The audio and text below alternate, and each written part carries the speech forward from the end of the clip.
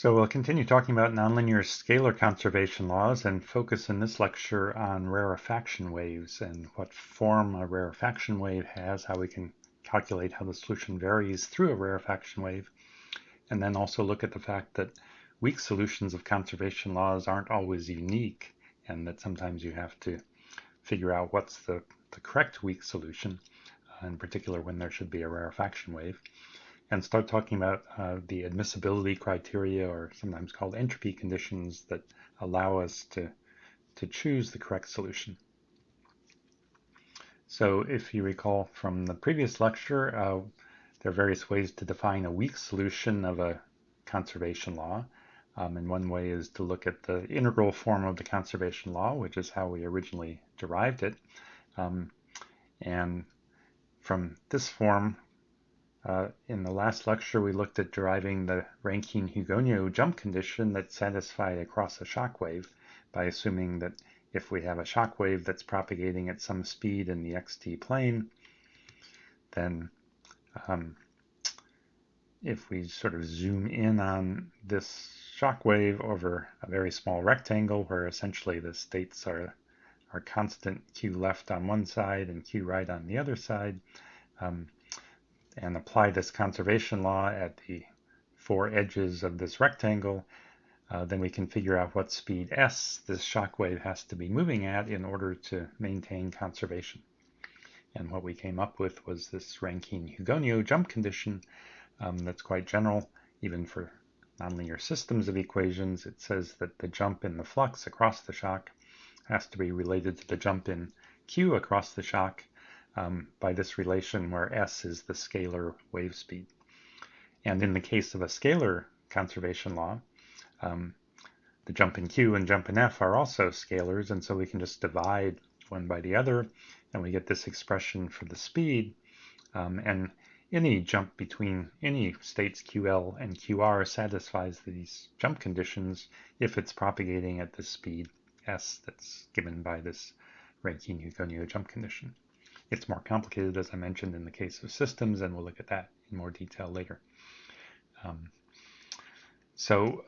In general, the weak solution of a conservation law will be some piecewise smooth function that's where the smooth parts are separated perhaps by jump discontinuities, and you can show that that sort of solution is a weak solution only if the PDE is satisfied in the strong sense, where the solution is smooth, and at the jump discontinuities, these Rankine-Hugoniot jump conditions are satisfied. But one thing we'll look at this time is that this definition of a weak solution, where you have discontinuities in it, may not be unique, and so we need some other admissibility condition, or an entropy condition, it's sometimes called, to pick out the physically correct weak solution. And we'll look in particular at the vanishing viscosity limit approach today. And so as a particular example, we looked at the traffic flow model, which is also sometimes called the LWR model, after Lighthill, Whittam, and Richards. They did some of the early work on modeling traffic flow with conservation laws in the 1950s, and viewing things as like traffic jams as being modeled as shock waves. And the notation that we used here was that the density of cars, I called it Q. Here in these figures it's called rho, but the density of cars is something between 0 and 1 if we measure density in cars per car length. And then we assume that there's some desired driving speed, which in the simplest case might be some speed limit u max times 1 minus q. So that would be this function that's shown over here on the left, showing that this would be the value u max up here. And as the density rho, or q, increases, the desired speed of the driver decreases down towards 0 when we get to the case of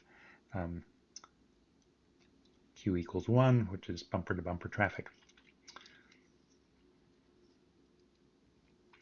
And then if we derive the flux in the usual way, we find the flux is just q times u of q, which has the form of a quadratic function in q, and that's what's plotted on the right here.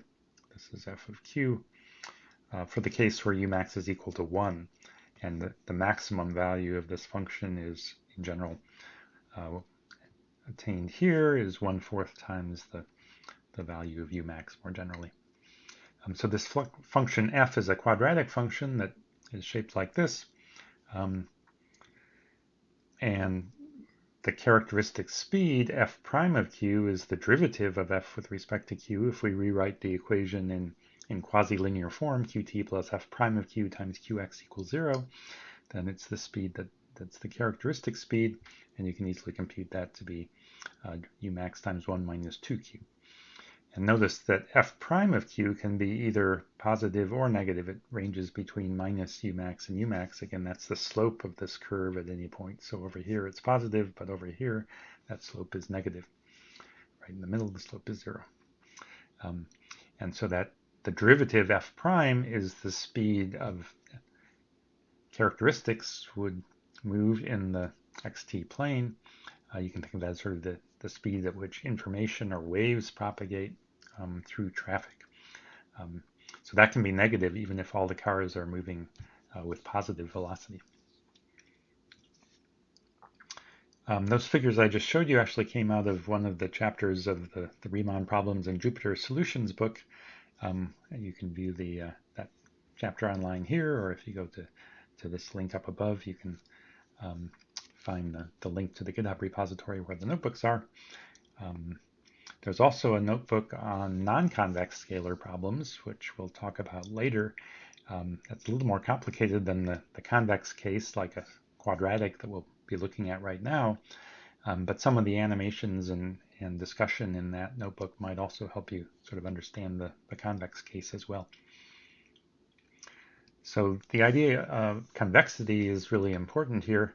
I didn't mention it last time, but it's something that we're sort of assuming in general when we do a lot of the theory for scalar conservation laws, that we have a flux function that's convex, meaning that the second derivative of q is positive everywhere or is negative everywhere. It could be either, so it could be concave up or concave down when you draw a plot of the function f. But either way, we call it a convex flux if the second derivative has the same sign everywhere, or at least for all q of interest in the particular problem we're looking at. And the reason that that's important is that the derivative, the first derivative of f, is the characteristic speed, and the second derivative measures how that's changing. And so if the second derivative has constant sign, then that means the characteristic speed is either strictly increasing or strictly decreasing as q increases. So if we look at the characteristic speed as we vary q, it's always either strictly increasing or decreasing.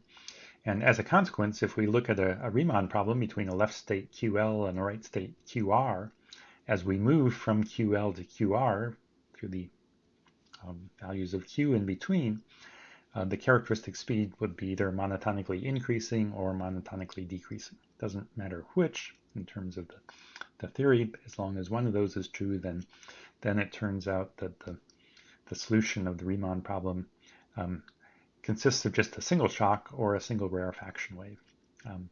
If you have a non-convex flux, then it turns out the Riemann solution can be more complicated. It might have multiple shocks with rarefaction waves in between them, and we'll see later how that comes about.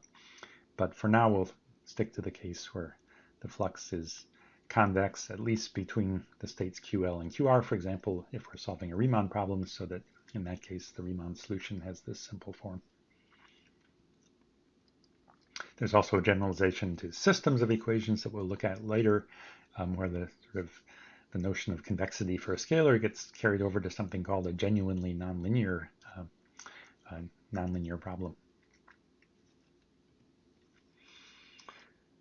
So if we look at the Riemann problem for traffic flow with the equations from above, we assume that the desired velocity is Umax times 1 minus q, so the flux is this quadratic function. And then we pose a Riemann problem with some arbitrary left and right states between 0 and 1. Then since this quadratic flux is convex, there's really only two cases in the Riemann solution.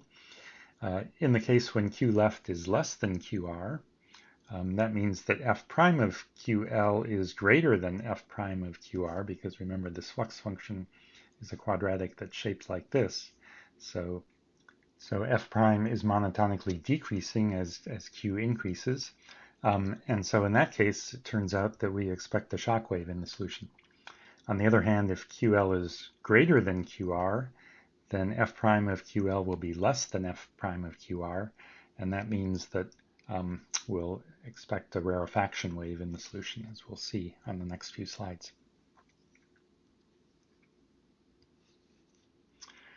So in the case of a shock wave, we're in a situation like this sort of extreme case that's shown here, where Q left is less than 1. So there's moving cars approaching an area where QR is 1. Cars are bumper to bumper, and so the velocity is 0. And then if you look at the trajectory of individual cars, you get this picture on the left down here. But you can see from this picture that there's sort of a discontinuity in the density that's moving at some speed. And the plot on the right shows that same discontinuity as the shock wave, and the other curves here are the characteristic curves corresponding to slope f prime of QL on the left and f prime of QR on the right. And because this f prime of QL over here is greater than f prime of Q right, those shock waves are all sort of colliding here. And rather than getting a sort of triple valued solution once characteristics start to cross, instead we introduce a shock wave. And this Rankine-Hugoniot condition would have to be satisfied, which gives the speed that's shown here. Now the other case is if QL is greater than Q right, and here again is an extreme case where QL is 1 and QR is 0, so there's no cars to the right, but there's bumper-to-bumper traffic to the left, and this might be what happens when a light turns green and the car out in front can move off at the speed limit. Cars behind slowly accelerate as gaps open up between them. And so what we see on the right here is, again, the characteristic structure. Here we have the characteristics in the right have greater slope than the characteristic speed in the left. And so we have these characteristics that spread out. And then it's not quite clear what should happen in between, but it turns out that this sort of natural spreading out that's modeled here by the car following model corresponds to characteristics that all sort of emanate from the origin here that move out at constant speed as governed by the characteristic speed corresponding to each value of Q that's carried along that characteristic. So let me try to kind of illustrate that here. So what I'm showing here, slightly different view of the same thing. Down at the bottom is at time t equals 0, and then at the top is at some later time, some time capital T, say. And in the middle we have the characteristics drawn in the xt plane. So we started with this discontinuity here, and we have the characteristics spreading out with speed. I guess I took Umax equal to 1 here, so the speeds are actually 1 to the right and minus 1 to the left. What happens in between? Well, one way to think about what happens in between is to think about taking this discontinuity and smearing it out a bit, doing something like a vanishing viscosity sort of approach, but rather than smearing out the equation, let's just smear out the initial data. That would sort of open up a gap here where every value of Q in between the left state and the right state would appear down here, and each one we could then say the solution was constant along a characteristic whose slope is equal to f prime at that value of Q. And so we'd sort of very naturally fill in this fan of characteristics in here if we just smooth out the solution a little bit. And then on each of those characteristics, the value of Q is constant, and so the value f prime at that Q is constant, so the characteristics are straight lines, and the value that you end up with at each point here is exactly the value that you would get by tracing that corresponding characteristic back to the initial data. And so each of these values here you can interpret as being the value along one of these characteristics that's moving at a speed given by f prime of Q for that particular value of Q.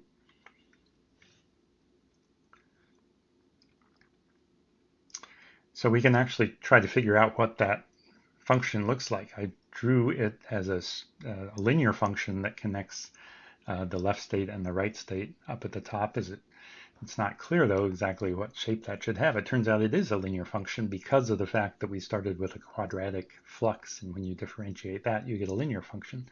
But to get from that to this actual solution takes a little bit of work, so let's go through that here. So the idea is that the solution of these Riemann problems are always similarity solutions, meaning that the solution at any xt can be written as a function of x over t.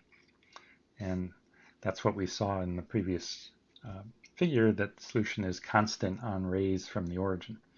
Of course, outside of this fan where the characteristics are spreading out, it looked like you had characteristics going like that, but everywhere out here the state is equal to QR, so it's also constant on any ray coming from the origin. So it really is a function of x over t everywhere, but in particular we'll look at it as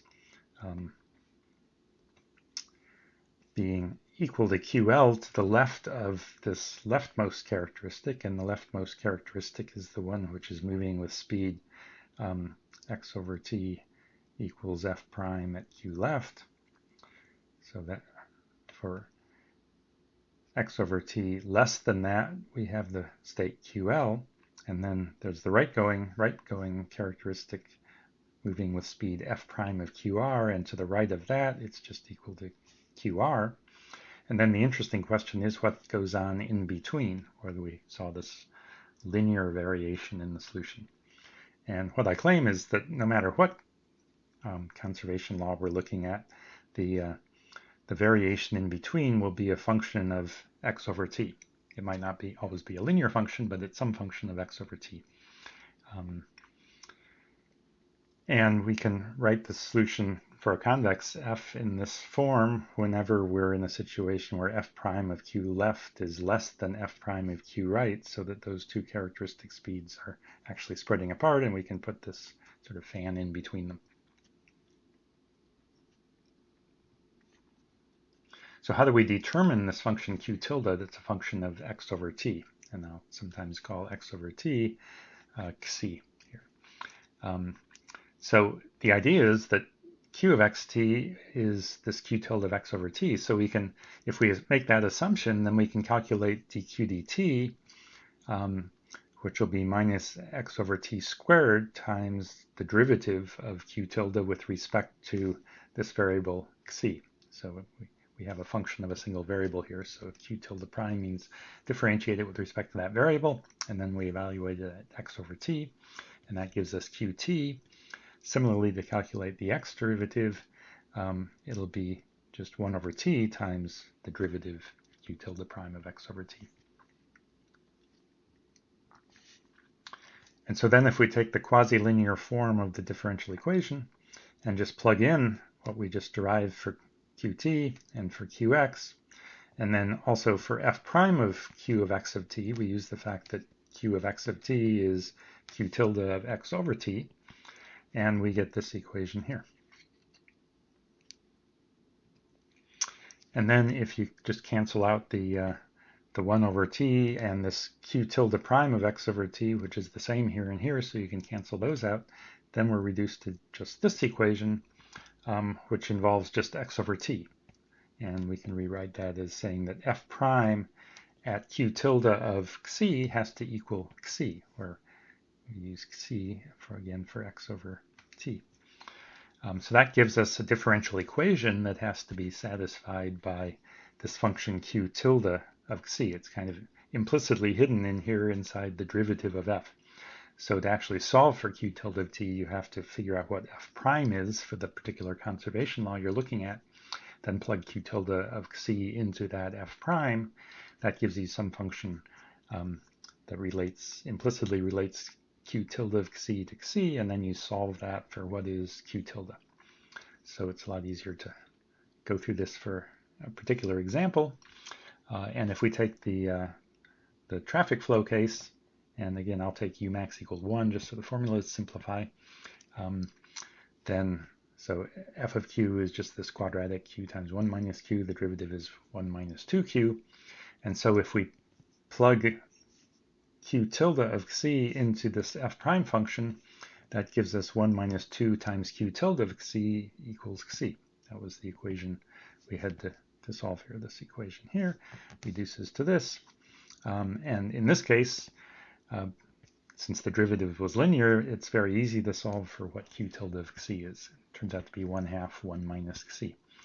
Now, if this were a more complicated function whose derivative wasn't just a linear function, then this wouldn't be a linear equation in q tilde. It might be a more complicated nonlinear equation in q tilde, and you'd have to solve that nonlinear equation in order to figure out what q tilde is in terms of c.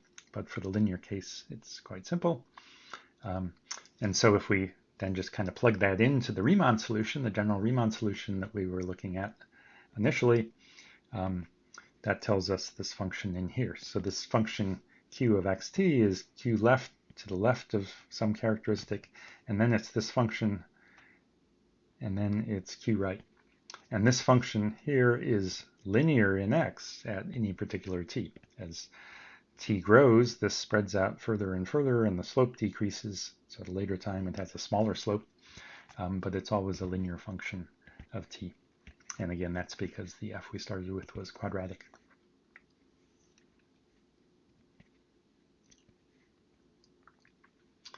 So going back to this picture, that explains why the solution at the top is a linear function when we fill in the proper characteristic structure, the similarity solution, where the solution is constant along these rays, and these rays are propagating with speed f prime of q, where q is the constant value on each ray.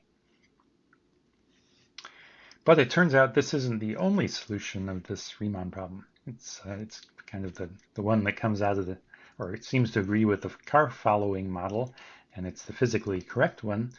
But there are other weak solutions that also satisfy the definition of a weak solution, and the way we can come up with one of those is by putting a discontinuity in here that satisfies the Rankine-Hugoniot jump condition. So what discontinuity would that have to be? Well, for this particular simple case, it turns out that the only way to do that is to put a discontinuity that's simply moving at speed 0.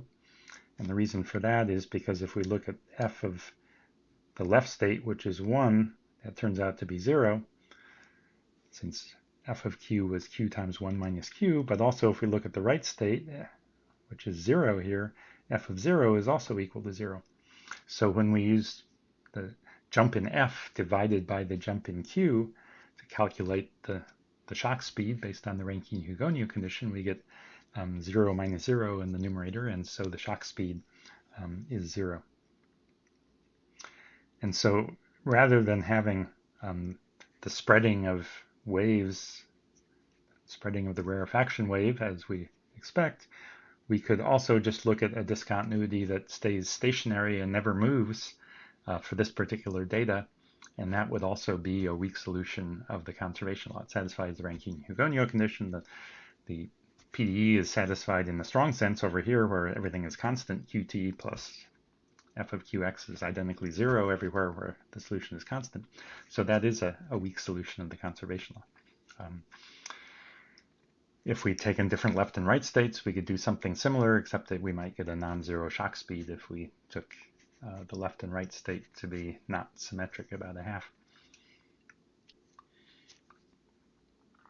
So how do we interpret the characteristics in this region where there are no characteristics drawn in this case? Well, if you think about it as the solution at any point up here can be gotten by sort of tracing back along a characteristic, that solution is constant along characteristics that are sort of moving at the right characteristic speed over here, and similarly over on the left, there are characteristics in here that are moving at the speed -1. That's the characteristic f prime of 1. But the characteristics now are sort of, instead of converging on the shock as time goes forward, instead they're coming out of the shock as time goes forward. And one of the versions of the admissibility criterion, or the entropy condition, is called the lax entropy condition, which basically says characteristics should not come out of a discontinuity like this. They can only disappear into a discontinuity. And another way to sort of think about that again is if we smeared out this data just slightly, then this discontinuous weak solution would no longer be close to the solution at all. The true solution really would spread out like the figure we had on the previous slide, more like that instead of like this. And so that weak solution isn't stable to small perturbations in the data. And it turns out this isn't the only weak solution besides the correct one. You can also have a weak solution that looks like this. So what have I done here? Well, I've said up to here, I'm going to actually put in sort of the right rarefaction wave fan coming in here. So that's part of the sort of correct solution. And also to the left of here, we've got the right sort of solution. It's this linear function that's determined by the rarefaction wave. But then in this gap in between here, I've calculated the Rankine-Hugoniot jump condition based on this left state and this right state. And that turns out to be a shock speed that's slightly greater than 0. And so I put in a shock that's moving at that speed. And that's this jump discontinuity here. And so we've got part of each rarefaction wave properly there, but we have a discontinuity that's also satisfying the Rankine-Hugoniot jump condition if we choose the speed properly. But again, this isn't really the physically correct one, and the characteristics here in this region, the characteristic speed is the same as it is at the right edge here, and so those characteristics are parallel to this last characteristic here. And in this state up here, the characteristic speed is constant and equal to the speed of this limiting characteristic. And so again, those characteristics are coming out of this shock wave as time advances upwards in this plot. So again, this weak solution would not be stable to any perturbations in the data. And so that's also not the desired weak solution, but it's a weak solution of the conservation laws according to our definition.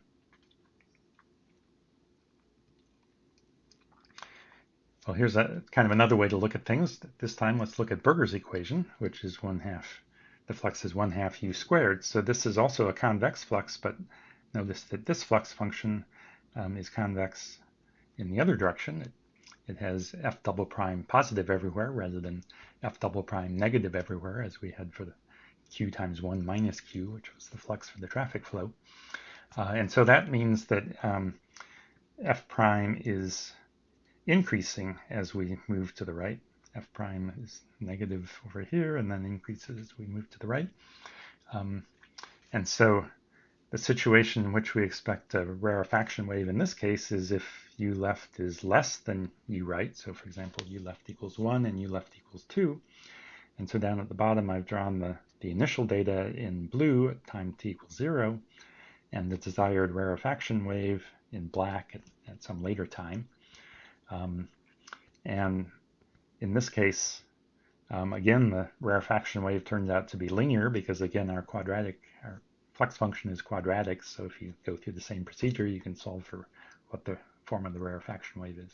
I've drawn it slightly differently here because I also want to point out that for Berger's equation, it's easier to see what the speed is of each characteristic. Our f prime of u is just equal to u. Remember, the quasi-linear form of this is just ut plus ux equals 0. So each value of u, this is the u-axis here, the x-axis. So each value of u is propagating to the right at a speed that's given by that value of u. So if we're at u equals 1.1, then that point should be propagating at speed 1.1. And so at time t equals 1, it would have moved up to 1.1. The value up here at 1.5 would have moved to 1.5. The value up here close to 2 would have moved to 2. And so you can sort of see from the derivative of f how points are moving. And the fact that this is a linear function of u also suggests that the form of this rarefaction wave should be linear here.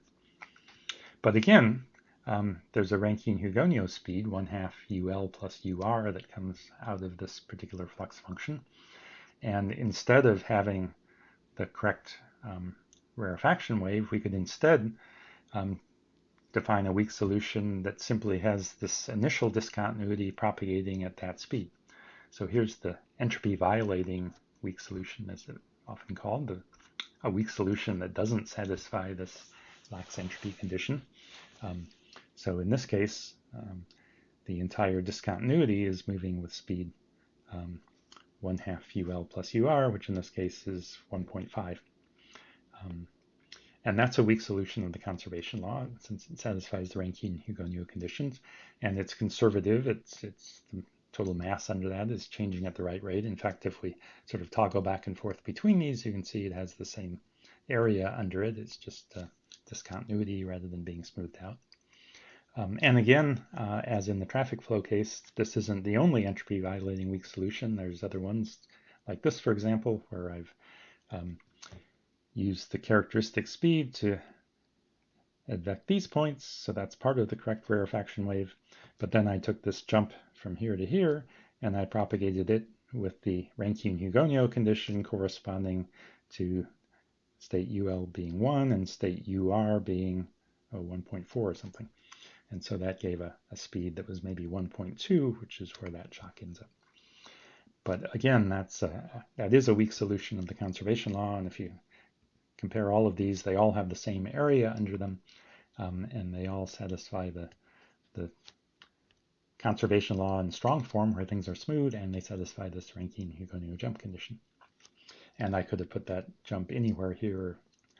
So there's, again, infinitely many weak solutions.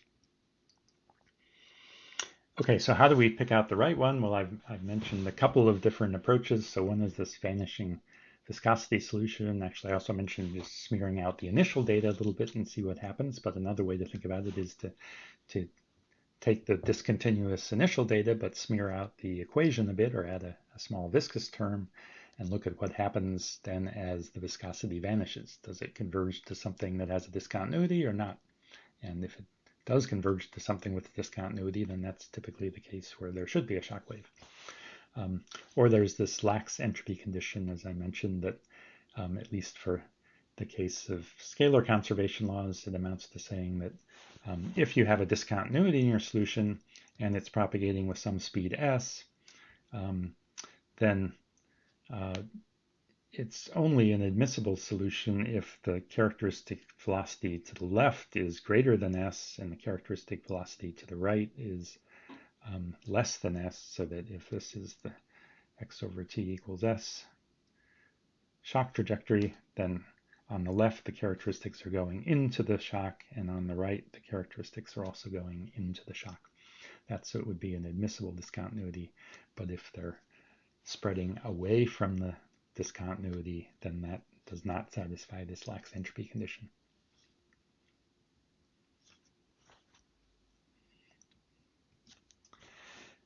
There are other ways to talk about the entropy condition, and the term entropy condition comes originally from gas dynamics, where one criterion for a shock wave in gas dynamics is that as gas particles go through a shock wave, the entropy, the physical quantity called entropy, should be increasing as you go through the shock wave and not decreasing, and that allows you also to determine whether a discontinuity in solutions of the Euler equations are admissible or not.